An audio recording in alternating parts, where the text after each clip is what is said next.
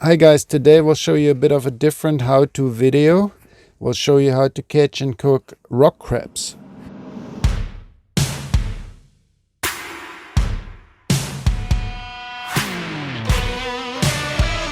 Rock crabs are a delicious and sustainable seafood. You could call them a poor man's lobster. They are just as delicious as crayfish or lobster, if not even sweeter. But the catch is, and there's always a catch, isn't it? It's that they require a bit of work to get the meat out. But actually it's not too bad, and it can be quite fun and messy, of course. They also make great bait if you want to catch some bigger fish. So enough talk, let's get into it.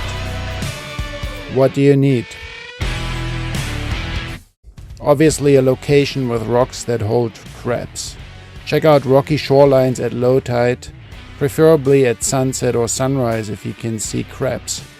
Crabs like to hide in deep rock cracks, rock pools, and in between the kelp. They come out at low light and night to feed. Breakwaters with lots of rocks are also good crabbing spots. So once you've found a spot that's likely holding crabs, you gotta prepare some gear for catching them. Here's what I use. So guys, I'll show you quickly how I make up a crab snare quite easily. First thing is you would need a long pole. I have an old fishing rod here. Happens to be an old fly fishing rod, 3 pieces, which is quite good because, you know, if you don't use it, you can just take it apart. Next you need some steel wire trays. You know, stuff you get from fishing stores that you'd use for shark fishing, barracuda fishing, things like this. This particular one here is 40-pound test. So next you just want to take off a piece of that steel wire. That's about 2 feet, maybe 60 centimeters. Clip that off right here. On this wire you start off making just a little loop. Making loops into wires and knots into wires is not the most simple task, but you know, a little bit fiddly, but it can be done. Grab the end of the loop and pull it tight. You got your little loop in here. The smaller the better. Use pliers and clip off the tack end here. We don't need that. And I did the same on the other end. I made a loop here as well. This is just so that I can attach it to the rod. So here look, we got a piece of wire with 2 loops on each end. So now you take one of the ends and just feed it through one loop on one side, and this is basically your crab snare here. So you don't want this loop too big, like you're gonna move that to the crab like this, like the crab is sitting here. You want to move this to the crab so the crab can put its leg on it and you can pull it tight. So if that loop gets really big, you don't have so much control over it. And what I usually like to do is, that's why I put a knot in the other end. I just put that through to this eye guide here and put the whole bit of line through it, just to attach it to the rod this way, so it won't go anywhere. Because my tip is broken, what I now do to attach this to the tip, I just use a bit of duct tape for that. There we go. So that's a basic simple crab snare setup here. You can make this as long as you want, because it's like a, you know, it's a fishing rod, so I can use the full length if I want to, because crabs are quite aware of you, so they will run away if they see you. But if you have a long rod, you can have quite a distance between you and the crab to get the crab. So, and once you get to the crab, it basically works like this. The crab is sitting here, and you try to move it close to the crab. The crab will not run away when the metal wire gets close to it, but it will usually try to attack it. So the crab's sitting here and it's starting to attack it, and you're trying to get it under its claw. And once you got it under its claw, the crab will just sit there. You tighten it up slowly like this, and then you just pull quickly, and then you get the crab hanging here on the snare, and it won't go anywhere. You can then just move it into your catch bucket.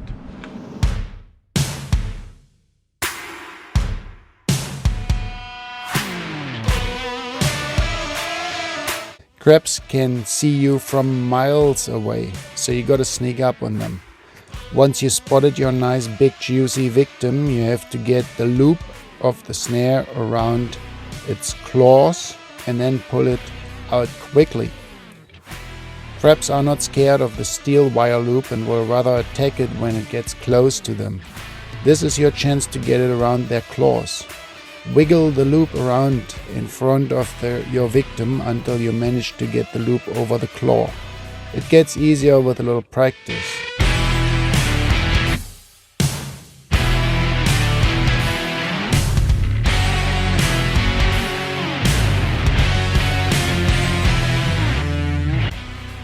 The best way to grab a crab without getting pinched is to hold it right behind the claws. You basically aim to grab it behind the armpits with your thumb and index finger.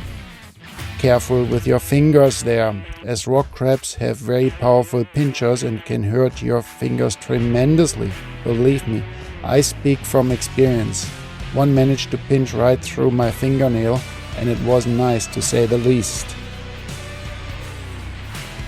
Another great little trick is to bring along some barbecue tongs and use these to hold the crab. If you find it a bit hard to find rock crabs or to get close to them without them hiding in the deepest cracks, you can try a little bait to lure them out. Fish frames work really good, and also chicken legs. Place a fish frame in a deep rock pool and wait for the crabs to come out of their hiding to feed on the frame. They'll try to pull the frame into the crack or under the seaweed, so best to attach the frame to a bit of string or have some way of fixing it. Once the crabs get onto the bait, they are pretty easy targets. As soon as they start feeding, they seem to forget about anything else. You could probably even scoop them up with a net. Look underneath the crab if they have eggs. If so, it's better to release them and keep only the male crabs or females without eggs.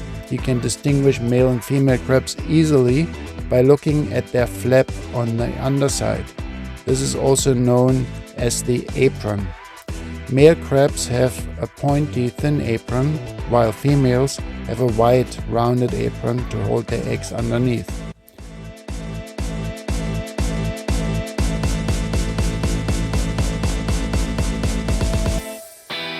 Once you got yourself a couple of nice big crabs, it's time to head back and put them on ice.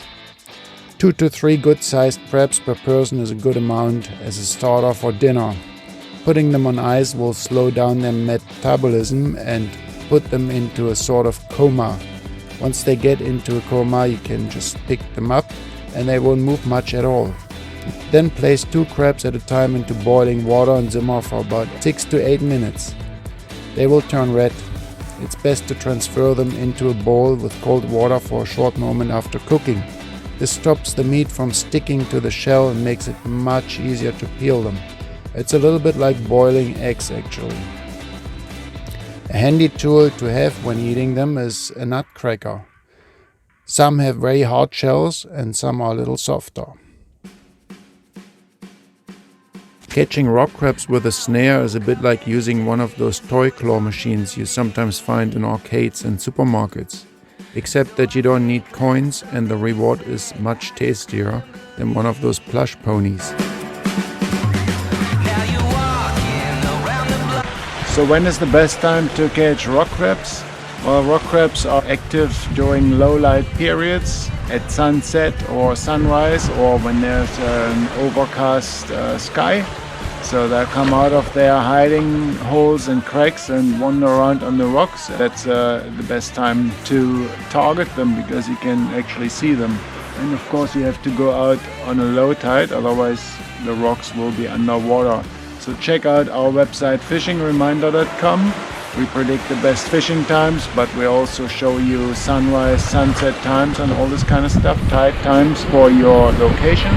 So you can easily find out when is the best time. So guys, I hope you enjoyed our crab catching video and it gave you some inspiration to go out and catch some of those rock crabs. They're delicious eating, and they also make great bait for fishing off the rocks.